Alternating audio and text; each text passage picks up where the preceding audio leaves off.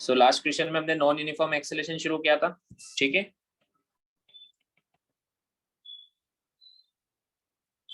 So non uniform acceleration में हम क्या कौन सी मेथड यूज करते हैं? इंटीग्रेशन मेथड है ना, उसमें पता लगाते हैं एक्सेलरेशन किसका फंक्शन है या फिर वेलोसिटी किसका फंक्शन है, उस हिसाब से क्वेश्चन सोल्व करते हैं, ठीक है।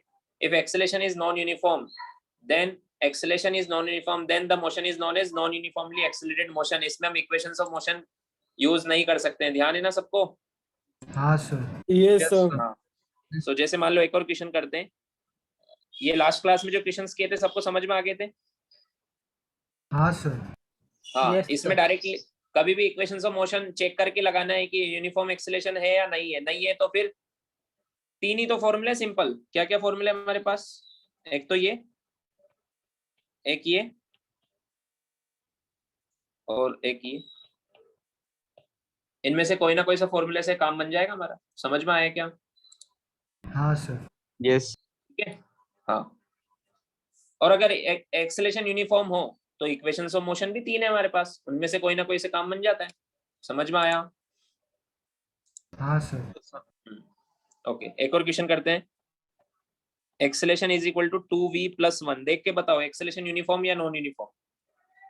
Non uniform. Non uniform. Acceleration है तो पार्टिकल की वेलोसिटी चेंज होगी बिकॉज ऑफ एक्सेलरेशन, और वेलोसिटी चेंज होगी तो एक्सेलरेशन भी चेंज होगा। तो एक्सेलरेशन नॉन यूनिफॉर्म है, वेलोसिटी पे डिपेंड करता है। हमसे पूछा find x as a function of time t। x मतलब उसका कोऑर्डिनेट है ना। कोऑर्डिनेट कब चेंज होता है? जब पार्टिकल डिस्प्लेसमेंट मूव करता है। तो x चेंज होगा टाइम के साथ, किस रेट से चेंज होगा ये बताना है। ट्राई करो।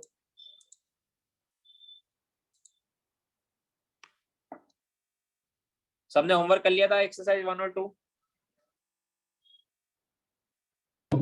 Yes sir. हाँ सर। जिन्होंने नहीं किया है वो नेक्स्ट एक क्लास का और टाइम में दे रहा हूँ, है ना। नेक्स्ट क्लास में हम डिस्कस करेंगे, ठीक है।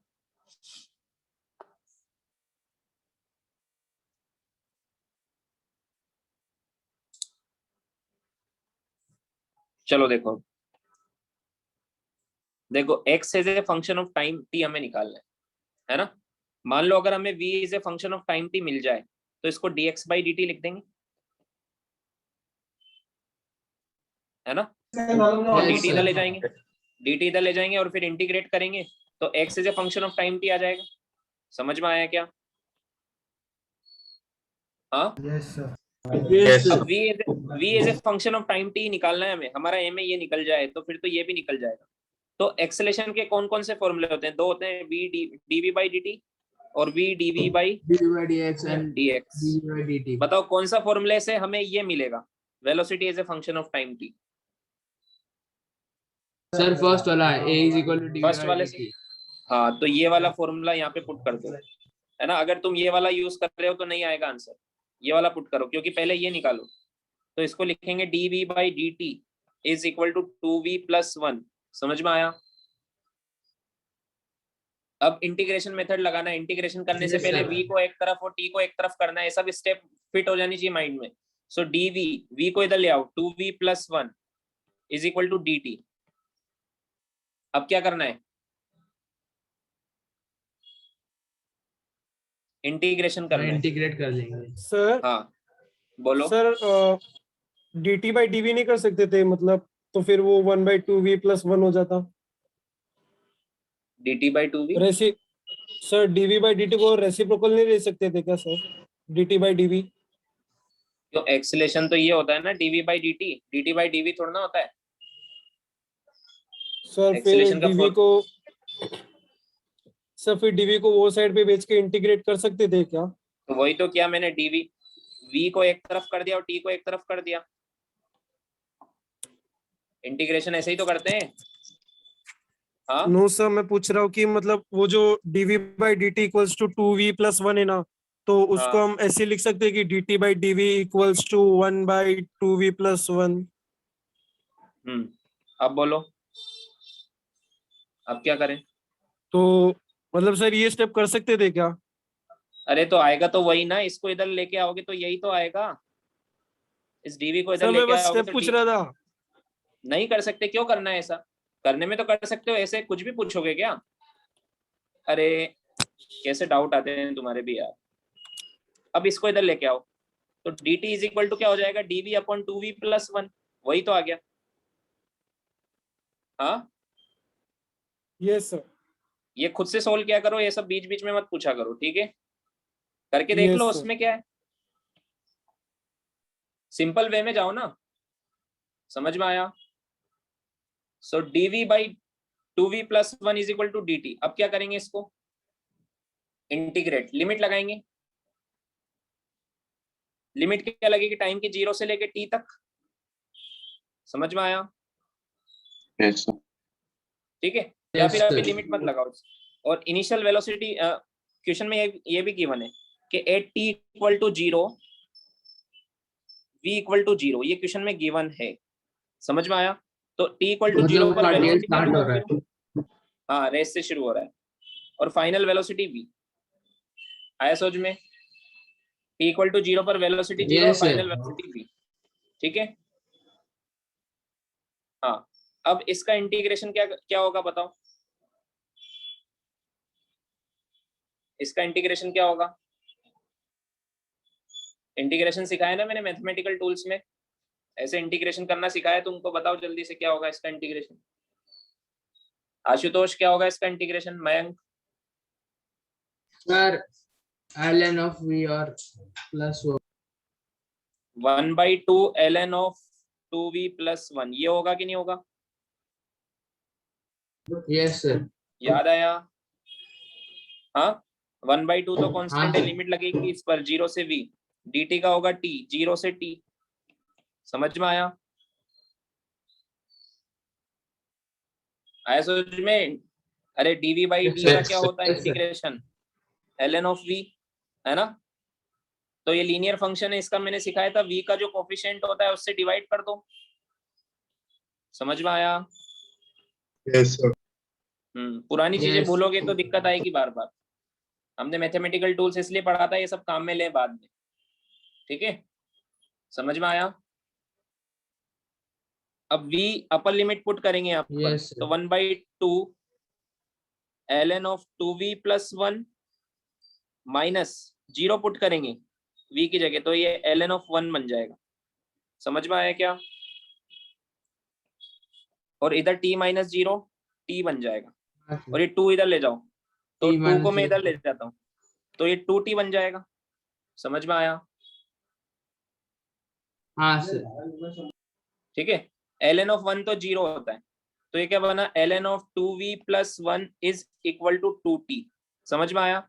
ln मतलब इसका बेस कितना होता है, e, बेस कितना होता है e, Yes, sir. Anti log लोगे, Yes. एंटी लॉग लोगे तो इधर बचेगा 2v plus 1 is equal to e की पावर 2t, ये आ जाएगा इधर, समझ में आया क्या? T. एंटी लॉग लेना बताया ना मैंने, Yes, sir.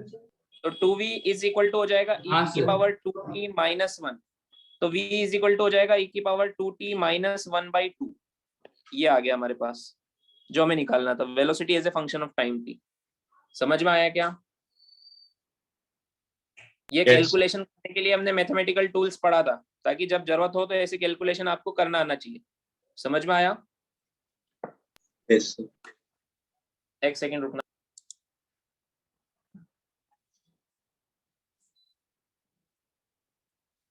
अब इसको क्या लिखेंगे हम, dx by dt is equal to e की पावर 2t माइनस 1/2, ऐसे लिख सकते हैं, समझ में आया? Yes.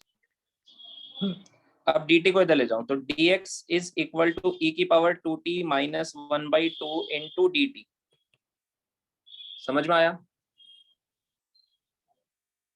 Yes, sir. अब दोनों तरफ इंटीग्रेशन करेंगे, दोनों तरफ क्या करेंगे, Integration. इंटीग्रेशन। इधर टाइम की लिमिट लगाएंगे 0 से t, इधर 0 से लगाएंगे T. 0 से x, 0 से X. डिस्प्लेसमेंट तो 0 से शुरू होता है हमेशा, Yes, sir. समझ में आया? dx का इंटीग्रेशन हो जाएगा x, अब इसका इंटीग्रेशन हाँ. क्या होगा बताओ? सर एक तो 0 हो जाएगा पूरा, और दूसरे इधर e2t में इधर t डाल देंगे। ये 2, इसको मैं ऐसे लिख सकता हूँ e की पावर 2t बाई 2 -1/2 ऐसे लिख सकता हूँ सेपरेट करके। हाँ सर। तो e की पावर 2t का होगा e की पावर 2t/2, t का कोफिशिएंट है 2, 2 से डिवाइड करेंगे। समझ में आया? हाँ सर। तो ये बन जाएगा e की पावर 2t/4। ठीक है, मुझे लग रहा है तुम इंटीग्रेशन भूल गए इतनी जल्दी। -1/2 का होगा 1/2, dt का होगा 1/t, 1/2 इंटू टी, लिमिट लग जाएगी 0 से t। समझ में आया? Yes. Yes, sir. Yes sir. Limit लगने के बाद ये t पुट करेंगे तो वही आएगा, और 0 पुट करेंगे तो 0 हो जाएगा। ये आंसर है इसका। समझ में आया? Yes, sir. Yes, sir. इसमें देखो इधर वैल्यू पुट कर लेते हैं एक बार पूरी। देखो t पुट करेंगे तो e की पावर 2t/4 -t/2। ठीक है, ये अपर लिमिट पुट कर दिया मैंने दोनों में। -0 पुट करेंगे तो e की पावर 0, e की पावर 0 होगा 1/4, और यहाँ 0 पुट करेंगे तो 0 हो जाएगा। समझ में आया?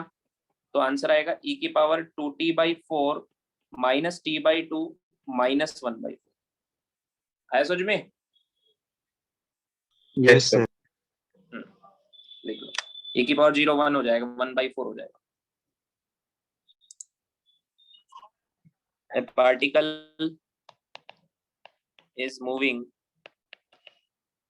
along x-axis such that इसका x कोऑर्डिनेट गिवन है हमें, x is equal to 2t² + 2। हमसे पूछा है find velocity at t equal to 2 second. find average velocity in t equal to 2 second. The particle is moving along x-axis such that x equal to 2t² + 2।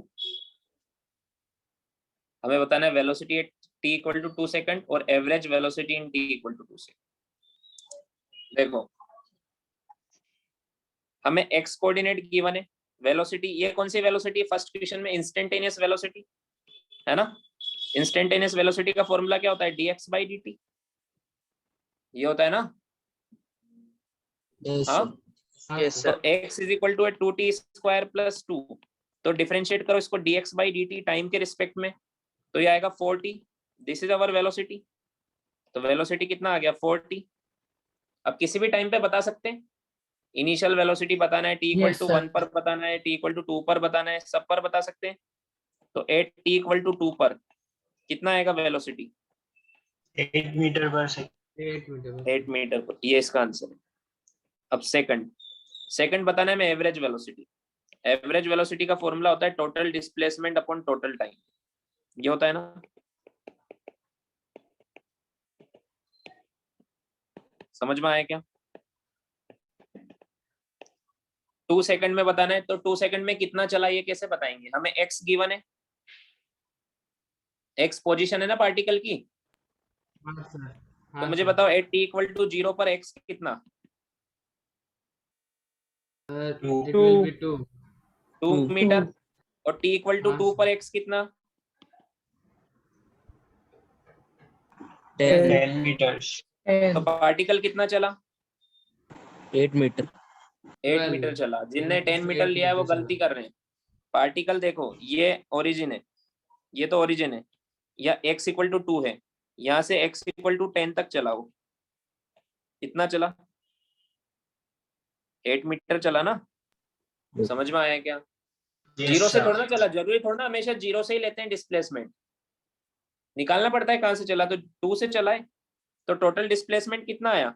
ये लिख दूं 8, time कितना? 2, तो average velocity कितनी आई? Sir इसमें वो integration वाला formula लगा सकते हैं, इंटीग्रेशन v dt/t2 - t1। तो वेलोसिटी ये वाला 4t dt, ठीक है, फ्रॉम 0 to 2, ये बोल रहे हो क्या? Yes sir. तो इतना करने की क्या जरूरत है जब x ही गिवन है हमें? तो समझ में आया? वो तो कब करते हैं ये वाला फॉर्मूला, जब हमें डिस्प्लेसमेंट का फंक्शन नहीं गिवन है।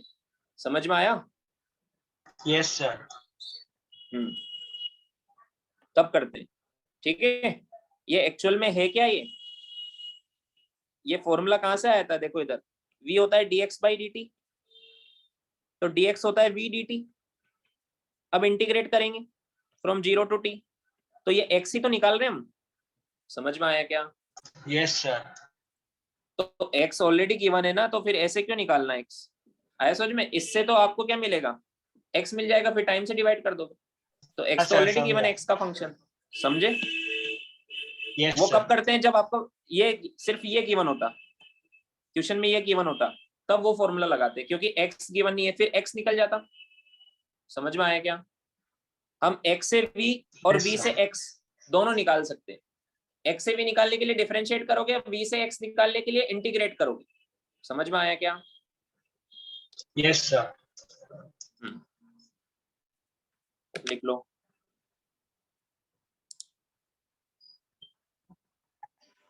The particle is moving along x-axis such that x equal to 40 minus t square, ठीक है। x कोऑर्डिनेट गिवन है, find distance travelled by particle in 3 seconds। हमें डिस्टेंस बताना है।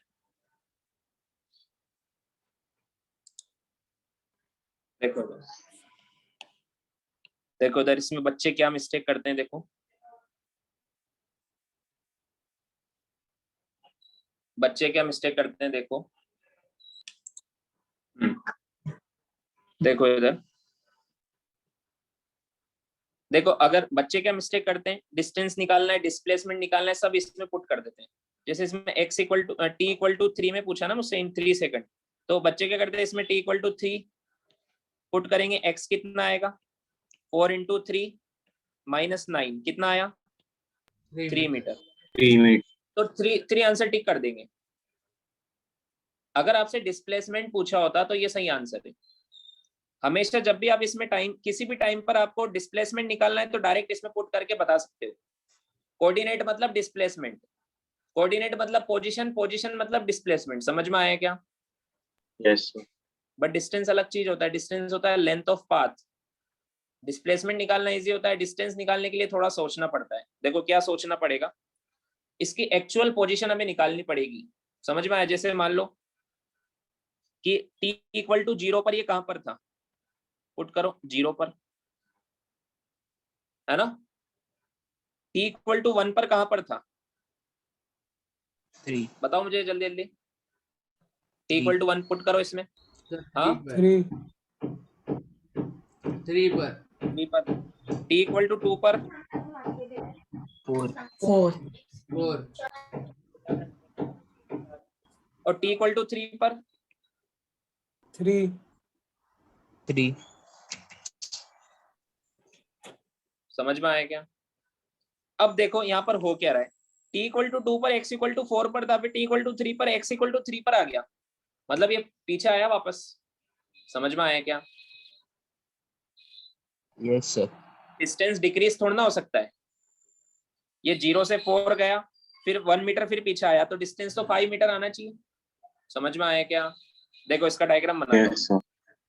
ये मान लो ये x एक्सिस है, पार्टिकल यहाँ से चला x इक्वल टू 0 से, ऐसे चला इधर राइट में, ठीक है। ये t इक्वल टू 0 पर यहाँ था, फिर t इक्वल टू 1 पर यहाँ आ गया, x इक्वल टू 3 पर, फिर t इक्वल टू 2 पर ये यहाँ आ गया, उसके बाद ये t इक्वल टू 2 पर मुड़ रहा है, फिर पीछे जा रहा है, ये यहाँ आ गया, फिर से ये x इक्वल टू 3, ये 1, ये 2, ये 3, ये 4। समझ में आया क्या? ये फाइनली यहाँ आ गया। तो ये कितना चला, 4 मीटर तो आगे चला और 1 मीटर पीछे चला। समझ में आया क्या? तो डिस्टेंस कितना आया, 4 + 1 5 आया। समझ में? 5 मीटर आया इसका डिस्प्लेसमेंट। और डिस्प्लेसमेंट डिस्प्लेसमेंट तो होता है ये शॉर्टेज डिस्टेंस बिटवीन इनिशियली यहाँ पर था, फाइनली यहाँ आ गया, तो डिस्प्लेसमेंट तो हुआ 3 मीटर। समझ में आया? Yes sir. डिस्प्लेसमेंट आपको डायरेक्ट इससे मिल जाएगा बट डिस्टेंस नहीं मिलेगा। आया समझ में? हाँ, तो हमें कैसे पता लगे पार्टिकल, अगर मान लो पार्टिकल सीधे सीधे चलता, पार्टिकल अगर सीधे सीधे चलता तो आंसर सेम आता कि नहीं आता? डिस्टेंस डिस्प्लेसमेंट कब अलग अलग आती है? डिस्टेंस और डिस्प्लेसमेंट कब अलग अलग आती है? जब पार्टिकल मुड़ जाए कहीं पर।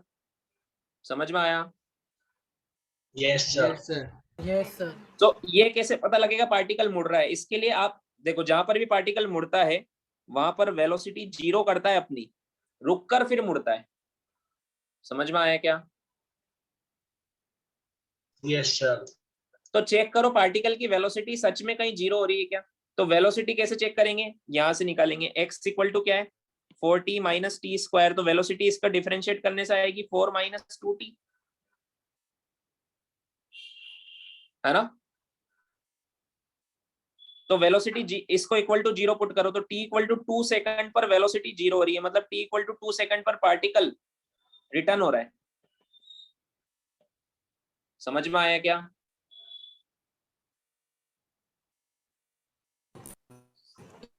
Yes, समझ में आया? वॉइस आवाज आ रही है सबको? है यस ना? सर आ रही है। मान लो अगर क्वेश्चन ये होता है x equal to 4t plus t square, तो वेलोसिटी होता 4 प्लस 2t, इसको 0 पुट करते हैं तो t इक्वल टू -2 आता, मतलब ये तो पॉसिबल ही नहीं है, मतलब पार्टिकल सीधे सीधे जा रहा है इस केस में। समझ में आया? हाँ, तो इस केस में अगर डिस्टेंस बताना है तो डायरेक्ट इसमें 3 पुट कर दो, t इक्वल टू 3 पर x कितना आएगा 4 × 12 + 9 21 मीटर। समझ में आया क्या? 21। यही डिस्टेंस भी है और यही डिस्प्लेसमेंट भी है, यही डिस्टेंस, क्योंकि इसमें मुड़ ही नहीं रहा है पार्टिकल, सीधे सीधे जा रहा है। समझ में आया क्या? Yes sir. Yes sir. हाँ, बट इस वाले क्वेश्चन में क्या है, इस वाले क्वेश्चन में यहाँ बीच में माइनस है ना, तो चेक करके देख, सबसे पहले क्वेश्चन में सबसे पहले हमें ये सोल्व करना पड़ेगा। इससे वेलोसिटी निकालो, इक्वल टू 0 पुट करो और चेक करो कहीं वेलोसिटी 0 हो रही है क्या। सबसे फर्स्ट स्टेप ये होती है। समझ में आया? Yes sir. t equal to 2 second पर 0 हो रही है, तो सबसे पहले t इक्वल टू 0 पर निकालो, फिर 2 पर निकालो, फिर जिस पर पूछा है उस पर निकालो, फिर ऐसे डायग्राम बनाओ, फिर ऐसे डायग्राम बनाओ। समझ में आया?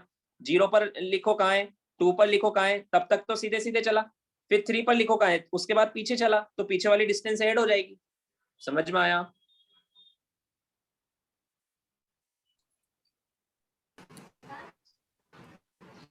Yes sir. ओके, ठीक है, लिखो इसको। क्वेश्चन क्या है? Particle is moving along x axis such that particle is moving along x axis such that x equal to t square minus 60। देखो बीच में माइनस आ रहा है यहाँ पे फिर से, मतलब कुछ ना कुछ लोचा होगा।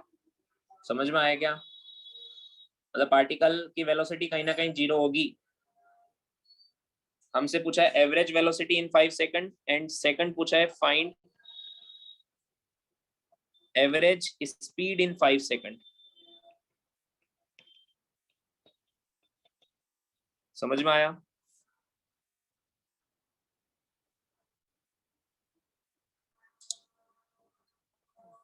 एवरेज वेलोसिटी तो आ गया होगा।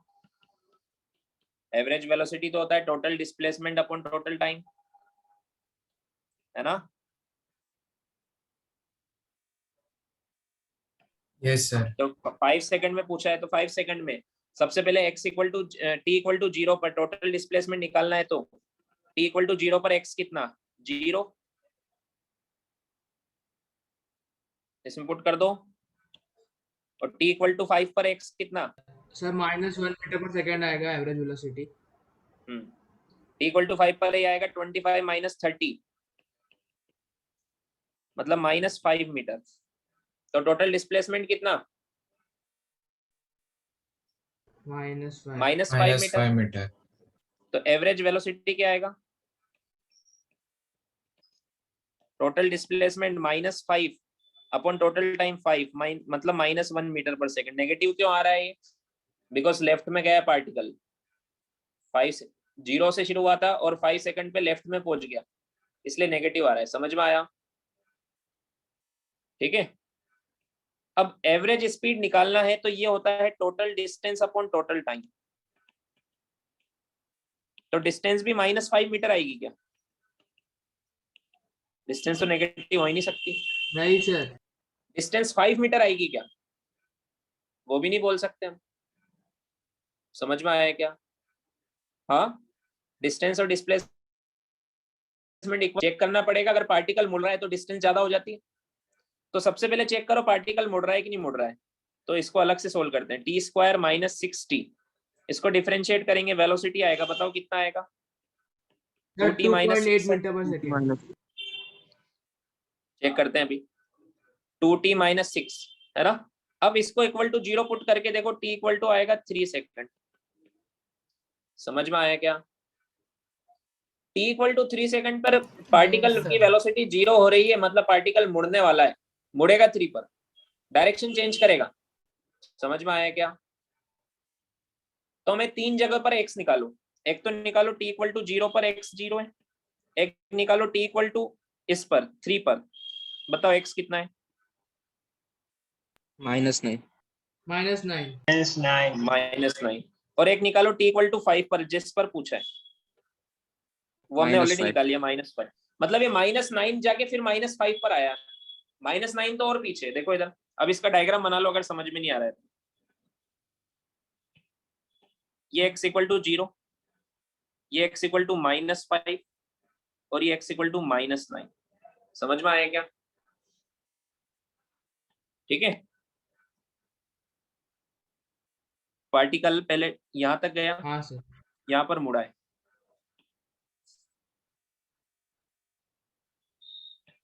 यहां पर मुड़ा है ये -9 पर, फिर ये यहाँ आ गया।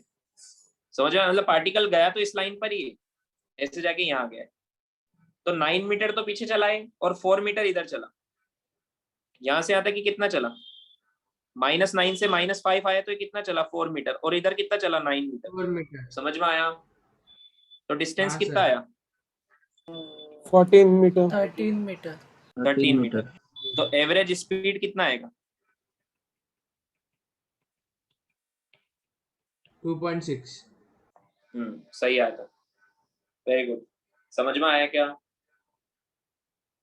Yes sir. तो ऐसे क्वेश्चन कर पाओगे? जनरली ऐसे ही क्वेश्चन आते हैं। समझ में आया? हाँ सर, अभी सर तो क्लियर हो ये गया चैप्टर, ये क्वेश्चन की सर डिफरेंस। हाँ। सो ऐसे डिस्टेंस और डिस्प्लेसमेंट निकालना होता है। डायरेक्ट नहीं कि x की t की वैल्यू पुट कर दी, डिस्टेंस पूछा है वही आंसर दे दिया, एवरेज स्पीड पूछा है टाइम से डिवाइड कर दिया। डायरेक्ट नहीं करना है, सोचना है पार्टिकल कहीं मुड़ तो नहीं रहा है। क्योंकि डिस्टेंस सर। डिस्प्लेसमेंट मैंने आपको स्टार्टिंग से सिखाया है कि डिस्टेंस होता है लेंथ ऑफ पाथ। अगर पार्टिकल डायरेक्शन चेंज करता है तो डिस्टेंस और डिस्प्लेसमेंट अलग अलग आता है। समझ में आया? हाँ सर।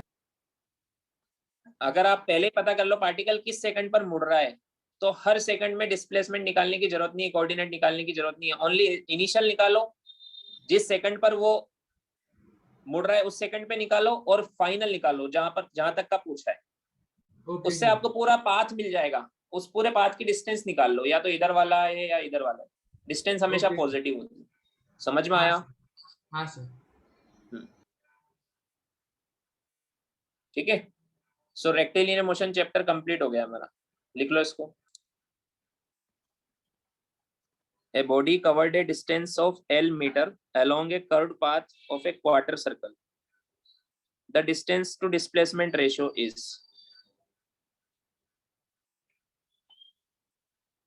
देखो कितना चला है पार्टिकल, L डिस्टेंस चला है along a curved path of a quarter circle। यहां से क्वार्टर सर्कल चला है यहां तक, मान लो। ठीक है। तो इसकी लेंथ कितनी है? L। मान लो रेडियस है R, तो टोटल लेंथ कितनी होती है सर्कल की? 2πr। तो इसकी L इक्वल टू क्या होगी? 2πr हाँ बाई सर। 4। ये होगी ना 4। Yes sir. क्वार्टर पार्ट, है ना। मतलब πr/2। समझ में आया क्या? हाँ सर। तो यहाँ से रेडियस निकल जाएगी क्या 2l/π।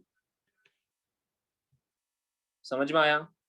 हाँ सर अब हमसे radius डिस्टेंस और निकल गया। Yes, displacement sir. का रेशो पूछा है, तो डिस्टेंस तो l है, डिस्प्लेसमेंट होगा ये r, ये r, तो ये होगा √2r, होगा कि नहीं होगा। हाँ सर। डिस्प्लेसमेंट होगा ना यहाँ a से b तक का, ये शॉर्टेज डिस्टेंस ये वाली, तो डिस्प्लेसमेंट कितना होगा √2 इंटू r, r कितना है 2l/π। समझ में आया। ये तो डिस्प्लेसमेंट आया, ये तो क्या आ गया डिस्प्लेसमेंट, और डिस्टेंस कितना है l। Displacement. इनका रेशो पूछा है, l से l कैंसिल हो L. जाएगा, डिवाइड कर दो बस। आया समझ में। Yes sir.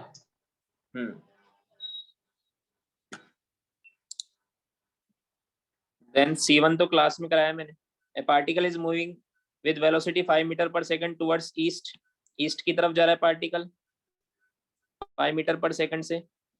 It's velocity changes to 5 metre per second north, north में हो जाती है फाइनली। तो पहले थी 5i कैप, फिर बाद में हो जाती है 5j कैप। 10 सेकंड में एक्सेलेरेशन, सेम क्वेश्चन क्लास में कराया मैंने, नोट्स में से देख के कर लो, ठीक है। हाँ सर। एक्सेलेरेशन क्या होता है v final minus v initial by t। v final क्या है 5j कैप, v इनिशियल क्या है 5a कैप। लो फिर से बता दिया, टाइम की वैल्यू रख दो 10। यही तो आंसर आया था सेम ये वाला ही। Yes sir. Yes class sir. की ट्यूशन Yes. तो कर लिया करो कम से कम। Displacement time relationship for a particle is, ये डिस्प्लेसमेंट टाइम रिलेशनशिप है एक्सेलेरेशन ऑफ द पार्टिकल। इसको 2 बार डिफरेंशिएट कर दो, एक्सेलेरेशन आ जाएगा। एक बार डिफरेंशिएट करोगे वेलोसिटी आएगा, कितना आएगा, इसका 0 हो जाएगा, इसका हो जाएगा a1 प्लस इसका हो जाएगा 2a2 इंटू t। समझ में आया क्या। हाँ सर। Yes sir. Yes फिर sir. इसको एक बार और डिफरेंशिएट कर दोगे तो इसका 0 हो जाएगा, इसका हो जाएगा 2a2, तो आंसर आएगा 2a2। समझ में आया। सिंपल क्वेश्चन है, सब आने चाहिए तुमको। Yes sir. Then C8, the distance covered by the particle by the body in time t is proportional to the square of time t. S is directly proportional to a t square. तो इसका acceleration क्या होगा, देखो proportional हटाते हैं तो constant आता है, आता है कि नहीं आता है। Yes sir.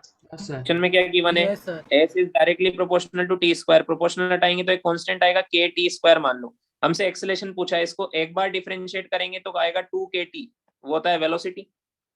डिस्प्लेसमेंट का एक बार डिफरेंशिएशन करेंगे तो क्या होगा वेलोसिटी, हाँ है ना। सर। यस फिर इसको एक बार और डिफरेंशिएट करेंगे तो आ जाएगा एक्सेलेरेशन, वो आएगा 2k। Acceleration. ये कांस्टेंट आ रहा है, k तो Yes. कांस्टेंट है, तो आंसर Yes. क्या आएगा, कहाँ गया, fourth Constant. Option. Fourth option. समझ में आया क्या, आया समझ में। Yes sir. सब सिंपल क्वेश्चन है, खुद से करना है इसको, है ना।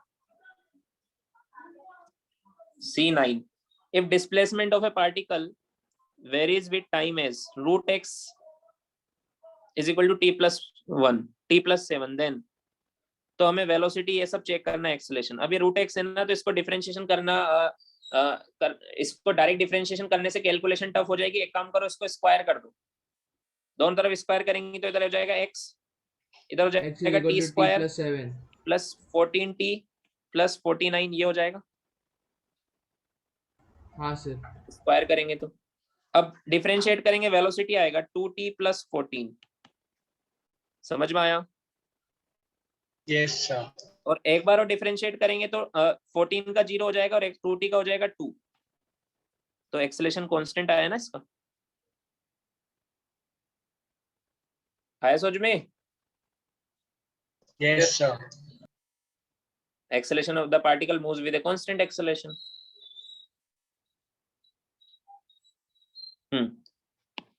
A particle moves with constant acceleration for 6 seconds after starting from rest. The distance traveled during the consecutive 2 seconds. ये तो मैंने बताया ना, याद रखना है इसको। 1:3:5. 1:3:5. देखो consecutive 2 सेकंड, अगर टाइम इंटरवल इक्वल हो, पार्टिकल रेस से स्टार्ट हो रहा है और एक्सेलेरेशन यूनिफॉर्म हो, तो 1:3:5:7:9 ये रेशो रहता है पार्टिकल के डिस्प्लेसमेंट का। याद है या भूल गए। याद है सर। याद है ना। हाँ sir. Then D4. Two bodies of different masses M and MB are dropped from the two different height A and B. दो बॉडी जिनका मास है M and MB, उनको A और B की हाइट से ड्रॉप किया है. The ratio of time taken by the two to drop through these distances is. अब देखो मास से तो कोई फर्क नहीं पड़ता. एक बॉडी को मैंने A हाइट से ड्रॉप किया है और दूसरी बॉडी को मैंने B हाइट से ड्रॉप किया है. हमसे किसका रेशियो पूछा है? टाइम का. तो टाइम का फॉर्मूला क्या होता है अगर H हाइट से ड्रॉप करो तो? ये होता है ना, याद आया? केस 2 हमने पढ़ा था. A particle is dropped from H height.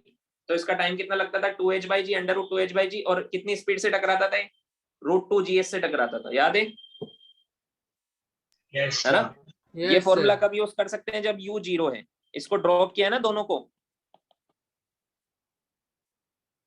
तो इसका टाइम तो Yes, होगा sir. √2a/g और इसका होगा h की जगह लिख देंगे 2b/g. तो रेशो आएगा √a/√b. समझ में आया? रेशो निकालेंगे T1 और T2 का. 2 से 2 कैंसिल हो जाएगा, G से G कैंसिल हो जाएगा. आया समझ में? yes, sir. अरे मास पे डिपेंड ही नहीं करता ना, ये तो टाइम का फॉर्मूला ये है. Acceleration sir. Due to gravity Yes, और sir. हाइट पे डिपेंड करता है वो तो. आया समझ में? Yes, sir. Yes, sir.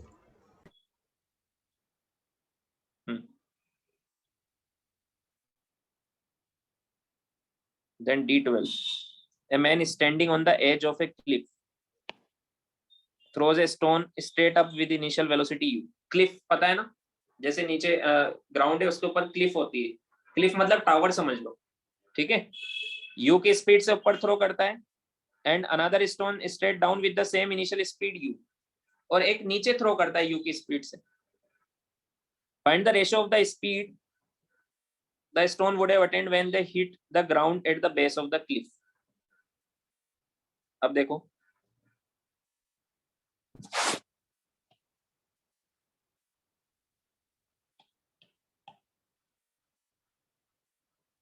एक स्टोन तो इसने ऊपर थ्रो किया u की स्पीड से और एक स्टोन नीचे थ्रो किया u की स्पीड से.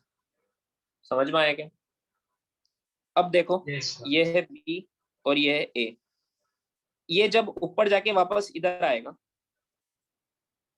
तो फिर से इसकी यहाँ पर u ही हो जाएगी ना स्पीड. हमें पता है ना, मैंने यहाँ से थ्रो किया, मैं बिल्डिंग पे खड़ा हूँ हाइट पे, मैंने u से ऊपर थ्रो किया, तो यहाँ आते वक्त फिर से u हो जाएगी ना.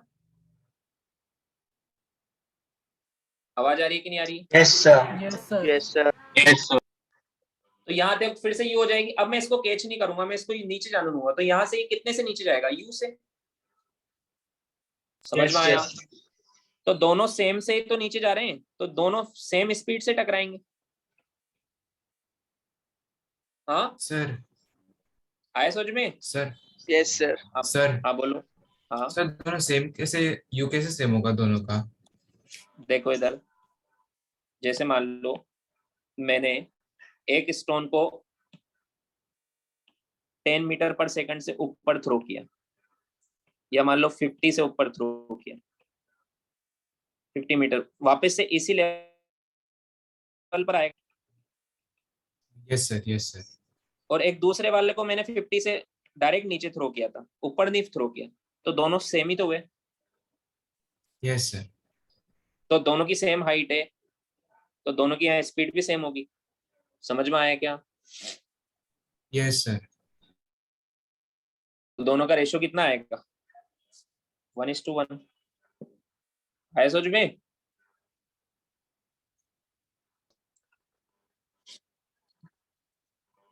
आदित्य समझ में आया? Yes sir. Yes sir. A stone is dropped from the top of a tower and it strikes 3 km/h against the ground. एक टावर के टॉप से ड्रॉप किया है, ग्राउंड पर कितने से टकराया है? 3 km/h. Another stone is thrown vertically downwards. एक दूसरे को from the same top of the tower with a 4 kilometre, दूसरे को 4 किलोमीटर पर आवर से नीचे थ्रो किया है, तो वो कितने से टकराएगा ये मुझे बताना है। तो इसको डायग्राम वगैरह बना लेते हैं, ठीक है।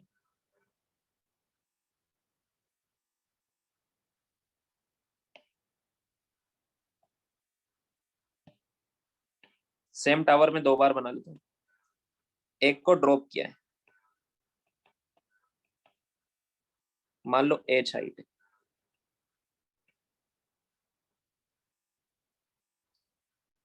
तो ये कितने से टकराया है? 3 kilometre per hour. Metre per second में कन्वर्ट करना आता है ना,